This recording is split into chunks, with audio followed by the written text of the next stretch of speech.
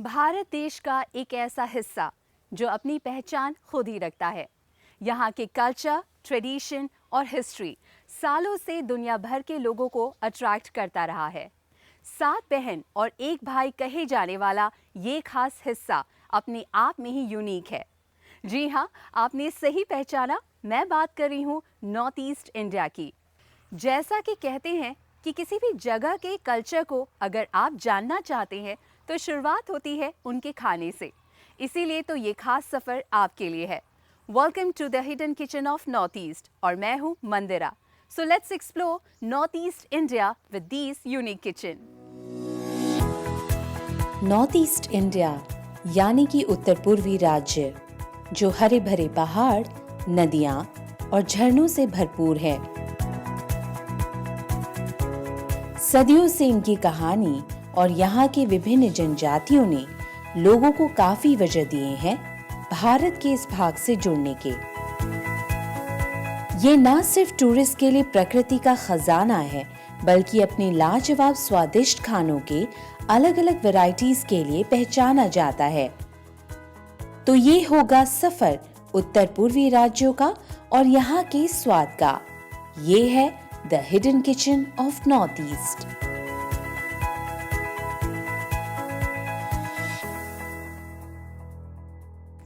आज के इस सफ़र की शुरुआत हम करेंगे एक ऐसे गांव से जहां पर बसती है एक खास कम्युनिटी जो कि असम की एक खास पहचान भी है। जी हाँ, वो कम्युनिटी है कार्बी। वैसे वहां जाने से पहले और उनकी किचन तक पहुंचने से पहले हम दर्शन करेंगे और आशीर्वाद लेंगे गणेश जी का।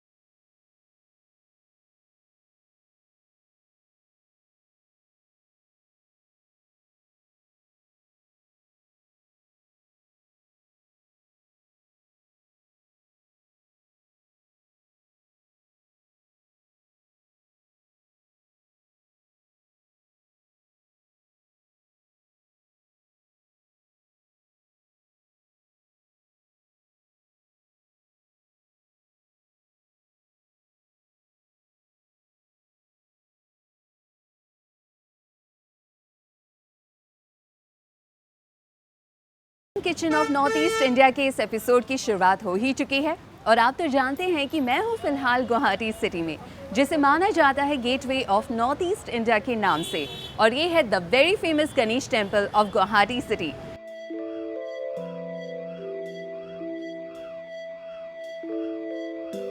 माना जाता है कि आप गुवाहाटी सिटी के किसी भी दूसरे स्टेट में अगर आप सफ़र करना चाहते हैं तो इस मंदिर को आपको क्रॉस करना ही पड़ेगा, और शायद लॉर्ड गणेशा के ब्लेसिंग्स के बिना आपका ये सफ़र अधूरा रह जाए। तो चलिए, हमने भी उनके आशीर्वाद को पा लिया है, तो व्हाई नॉट आज के हमारे इस लजीजा सफ़र की शुरुआत हम कर ही लें।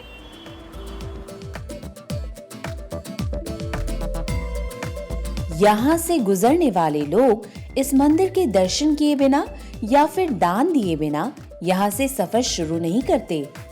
अपर असम या फिर नॉर्थ ईस्ट के दूसरे राज्यों तक जाने वाले लोग इस मंदिर के दर्शन एक बार तो जरूर करते ही हैं।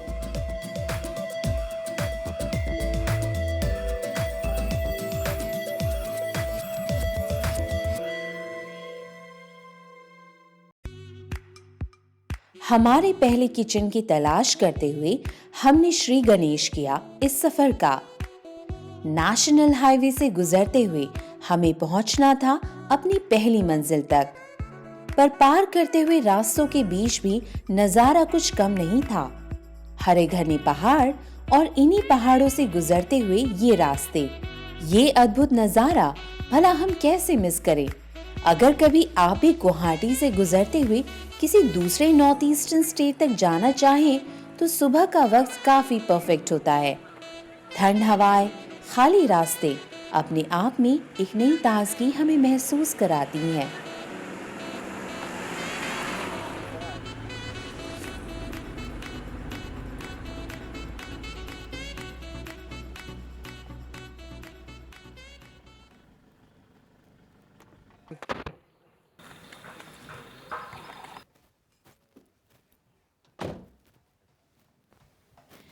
वैसे तो नॉर्थ ईस्ट इंडिया में कई अलग अलग टाइप की कम्युनिटी और ट्राइब बसते हैं, पर जब असम की बात होती है तो माना जाता है कि ये 18 मेजर ट्राइब का घर है और उन्हीं में से एक खास है कार्बी कम्युनिटी।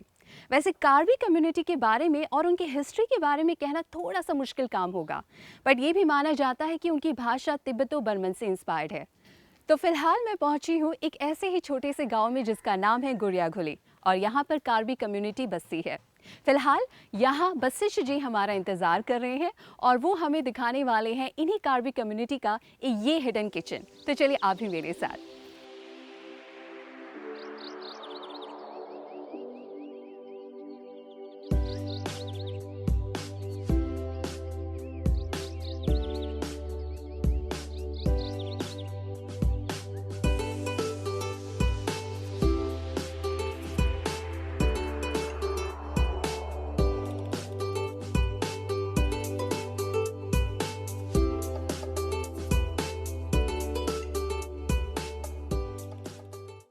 नमस्कार नमस्कार। कैसे हैं आप लोग? ठीक है। थैंक यू सो मच, बहुत सुंदर है ये। तो आपके गांव में आके काफ़ी अच्छा लग रहा है और मैंने सुना है कि यहाँ पे कार्बी कम्युनिटी, आपकी कार्बी जाति यहाँ पे रहती है। तो आप मुझे बताइए कि आप कब से यहाँ पर हैं? यहाँ पे तो मेरा वो पापा उसको बोरा पहले का मेरे पापा ने उस गांबुरा था जी। अब बेटे गांबुरा नहीं है ना। तो वो गांव के हेड थे और अब आप यहाँ पे बसते हैं जी। तो आप यहाँ पे अपने परिवार के साथ हैं? परिवार के साथ है। कौन कौन रहता है? मेरे माँ जी और मेरे बीबी जी, लड़के मैं जी। तो आज आपके किचन में तो मैं जाने वाली हूँ, तो उससे पहले आप बताइए कि क्या खास बनाने वाली हैं आप? हम लोग बनाने लगा आज गाहुरी ओके। और गस का पत्ता डिमरू पटका। काहुरी मतलब पोर्क और एक तरीके का हर्ब है जिसे कहा जाता है दिमुरू। दिमुरू पत्ते के साथ आप उसे बनाने वाले हो। चावल का गोरा। हाँ, चावल का पिसा हुआ आटा। और उसके अलावा क्या खिलाने वाले हैं? इसके अलावा मस्ता टेंगा। मेस्का टेंगा जो खट्टा होता है, खट्टा। ये भी एक तरीके का साग ही होता है। उसे किसके साथ बनाएंगे? इसको मुटके। अच्छा, उसको साथ बनाएंगे। ओके, ये एक तरीके का फर्मेंटेड फिश होता है। हाँ, मतलब मछली को सुखाया जाता है, फिर थोड़ा सा गीला सा होता है। तो चलिए, मैं बहुत ही ज़्यादा एक्साइटेड हूँ और हम ज़रूर किचन में जाएंगे, बट उससे पहले मुझे मालूम है कि आप सभी बाजार जाने वाले हैं। तो चलिए हम लोग साथ चलते हैं। चलिए।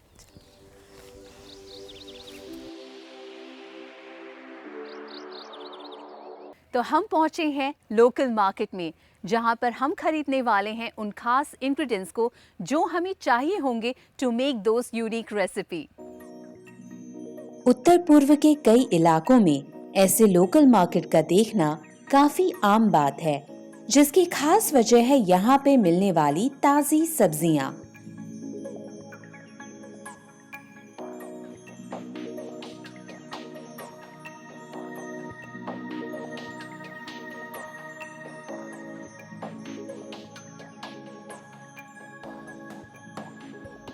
तो अभी फ़िलहाल हम पहुँचे हैं एक लोकल मार्केट में जिसका नाम है सोनापुर मार्केट।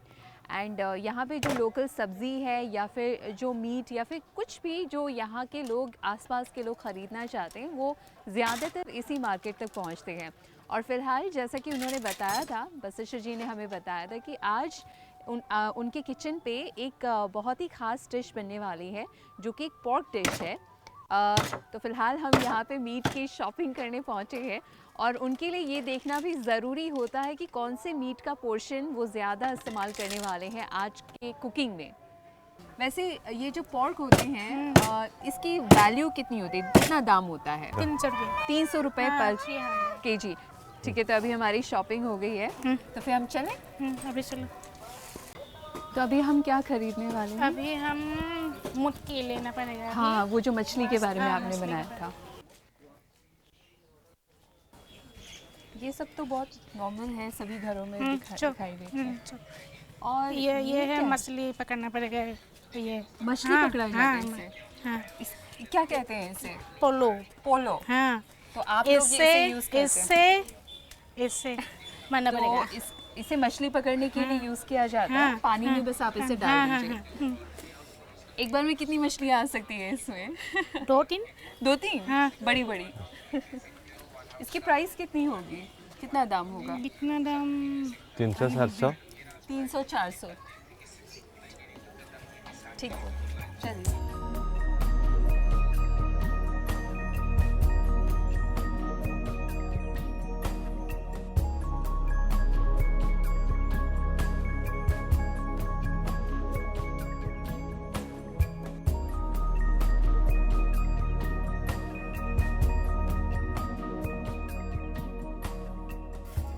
तो यहाँ पे शायद ये मुटकी ही होगी जी, यही है। हाँ, ये अभी चलिए, लेना जिस पड़ेगा। फर्मेंटेड फिश के बारे में मैं आपको बता रही थी, ये वही है।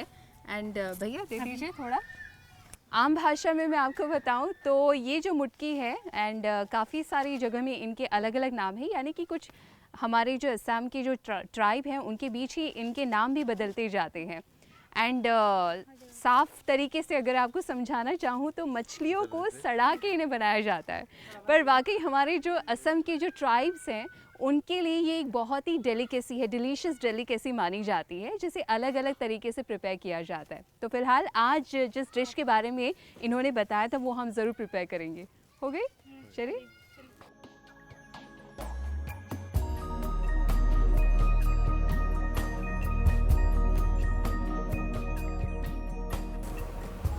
इसे कहते हैं मेस का टेंगा। हाँ, ये। तो इसके फूलों को लेकर बनाया जाता है। चौप पत्ता भी लेना पड़ेगा, फूलो भी लेना पड़ेगा। तो आप इन सभी को खरीदने वाले हाँ, हैं? हाँ, यही लेना पड़ेगा।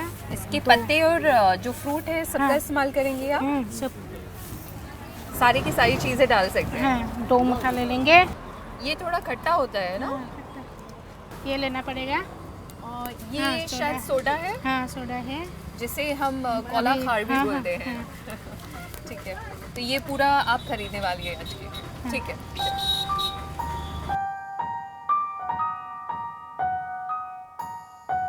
गुवाहाटी से तकरीबन 25 किलोमीटर दूर बसा ये है गुड़िया घुली गांव, जहां की आबादी असम की कार्बी जनजाति से भरी हुई है और शायद असम के नक्शे में इस गांव को ढूंढ पाना भी मुश्किल काम है। कार्बी जनजाति असम की प्रमुख जनजाति में से एक है। The greatest artist scholar Vishnu Prasad Rabha ji ने इन्हें कोलंबस ऑफ असम का नाम भी दिया था।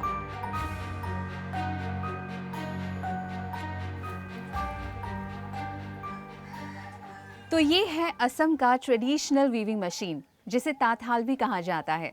और असम के तकरीबन हर छोटे गांव या सेमी अर्बन इलाकों में ऐसे ताथाल का देखना बहुत ही आम बात है। और फिलहाल ये जो महिला बुन रही हैं, इसे कहा जाता है गामूसा, जिसका मतलब होता है वो कपड़ा जो आपकी शरीर के पोंछने के लिए काम आता है। पर इसके नाम पे मत जाइए, बिकॉज असम में इस गामूसा का काफ़ी ज़्यादा सम्मान किया जाता है। और अगर आप मेहमान बनकर किसी भी एसएमएस फैमिली में जाएं, तो आपका स्वागत बड़े ही सम्मान के साथ इसी गामूसा से किया जाएगा।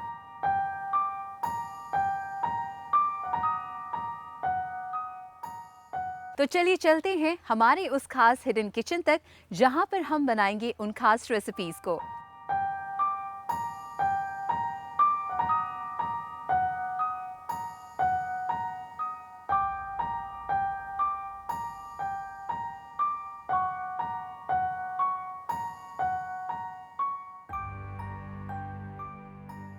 तो फिलहाल एक छोटे से लोकल मार्केट में शॉपिंग कर लेने के बाद हम पहुंचे हैं इस ट्रेडिशनल किचन में।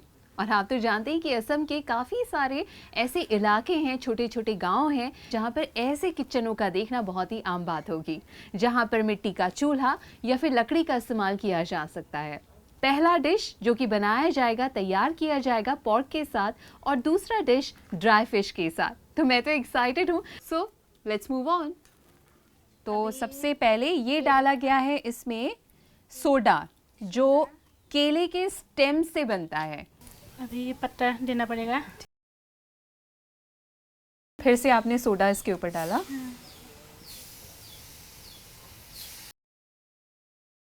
ये फिर अभी आप नमक डालेंगे। तो साग यहाँ पे डल चुका है, जो पत्ते हमने चुने थे, तो इसे थोड़ा सा पकाना पड़ेगा। वैसे नए ज़माने के साथ गैस सिलेंडर शायद काफ़ी सारे किचनों में हमें देखने को मिलता है, पर आप अभी भी ये जो हमारे असम की ट्रेडिशन के साथ इस तरीके की मिट्टी का चूल्हे का इस्तेमाल कर रही हैं। तो इसे 15 से 20 मिनट पकाने के बाद और अच्छे से उबालने के बाद ये बिल्कुल पालक की तरह लग रहा है, जब पालक अच्छे से पक जाता है। और अभी क्या करने वाले हैं? अभी ये डालना पड़ेगा। ये मेन जो हमारा इंग्रेडिएंट है। जी हाँ, पोर्क इस पर डाला जाएगा।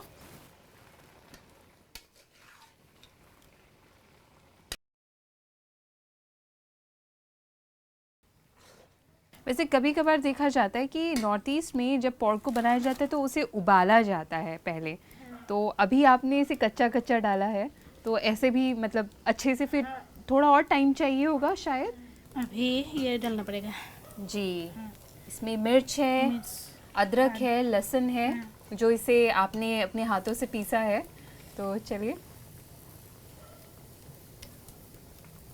तो अभी आपने इसे अच्छे से मिक्स कर दिया, तो अभी इसे बनाने में कितना टाइम लगेगा? आधा घंटा। वैसे नॉर्थ ईस्ट इंडिया में पोर्क के अलग अलग टाइप की कुजीन्स मिलना भी काफ़ी आम बात है, पर अलग अलग कम्युनिटी या फिर ट्राइब्स के बीच में इन्हें बनाने का तरीका थोड़ा सा अलग हो सकता है। जैसे कि अभी फ़िलहाल हम इस किचन में हैं जहाँ पर कार्बी कम्युनिटी की तरह ही इस पोर्क को तैयार किया जा रहा है। वैसे तो देखा जाता है कि पोर्क को बनाने से पहले उन्हें उबालना बहुत ज़्यादा ज़रूरी होता है, पर इन्होंने चुना है कि वो उसे एक बार में पकाकर तैयार करेंगी, जिसके लिए थोड़ा सा और समय लगेगा। और कभी कभार ऐसा भी होता है कि इन्हें बनाने से पहले समय बचाने के लिए उबाल कर रखा जाता है, ताकि समय पर इन्हें अच्छे से पकाकर तैयार किया जा सके। तो पोर्क तैयार हो गया। अभी इसमें चावल का आटा हम डालेंगे। चलिए,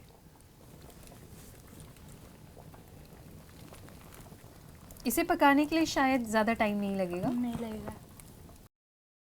तो ये है चावल का आटा, जिसे अच्छे से पीस कर बनाया गया है, और इसे बनाने के लिए किसी हाई-फाई किचन अप्लायंस का इस्तेमाल नहीं किया गया, बल्कि आंगन में एक बहुत ही ट्रेडिशनल तरीके से इसे पीसा गया है। रेडी हो गया। अभी रेडी हो गया? हाँ।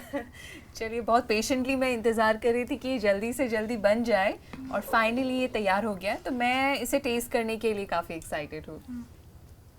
दिखने में तो ये काफ़ी ज़्यादा हेल्दी नज़र आ रहा है, बिकॉज़ यहाँ पे इस पत्ते का इस्तेमाल किया गया है। तो चलिए, काफ़ी इंतज़ार कर रही थी मैं इस डिश के बनने का, और इसका रंग काफ़ी अच्छा लग रहा है। चलिए टेस्ट करके देखते हैं।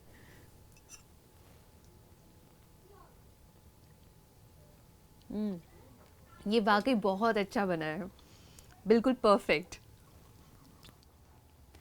तो चलिए, ये डिश तो काफ़ी ज़्यादा अमेजिंग थी, और बहुत ही पेशेंटली मैंने इसके बनने का इंतज़ार किया। पर मैं तैयार हूँ हमारे दूसरे डिश के लिए, जो कि ड्राई फिश से वो बनाने वाली है। तो चलिए हम शुरू करें। तो ये मेस्का टेंगा जो पत्ता है और इसके जो फ्लावर्स हैं यानी कि फूल, इन्हें डाला गया है कढ़ाई में।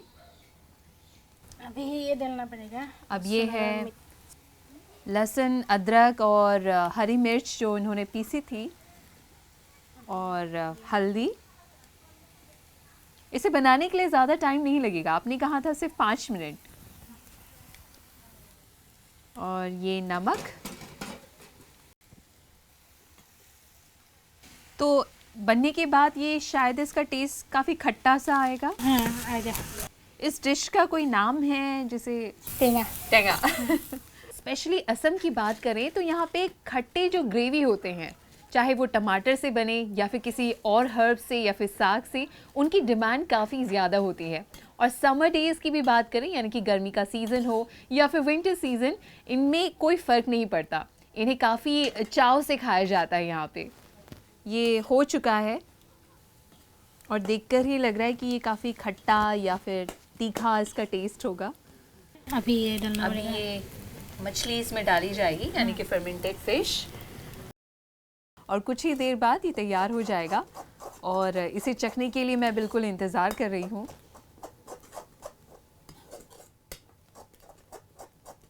तो ये तैयार है। हाँ। तो चलिए अभी फटाफट इसे भी हम टेस्ट कर लेते हैं। इसका रंग जो है काफ़ी ज़्यादा कलरफुल हो गया है, दिखने में भी काफ़ी डिलीशियस लग रहा है।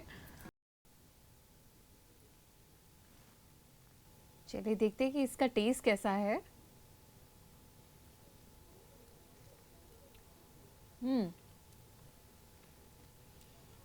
मुझे थोड़ा सा डाउट था कि ये जो फ़िश है वो बहुत ही ज़्यादा स्मेल करेगी या फिर इसका गंध काफ़ी ज़्यादा स्ट्रॉन्ग होगा, बट इसमें मिलाने के बाद इसमें जो स्मेल है उसका पता ही नहीं चल रहा। ये काफ़ी डिलीशियस है।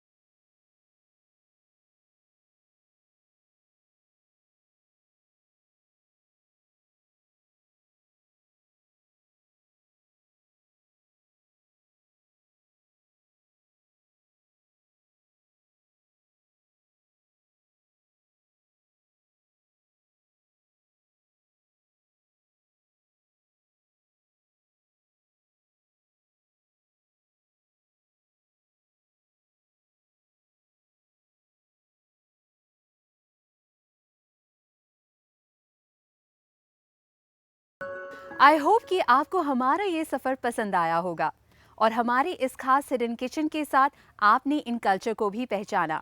पर हमारी ये जर्नी अभी ख़त्म नहीं हुई। मिलते हैं आपसे हमारे एक नए डेस्टिनेशन में उनकी कुछ खास नई रेसिपी के साथ।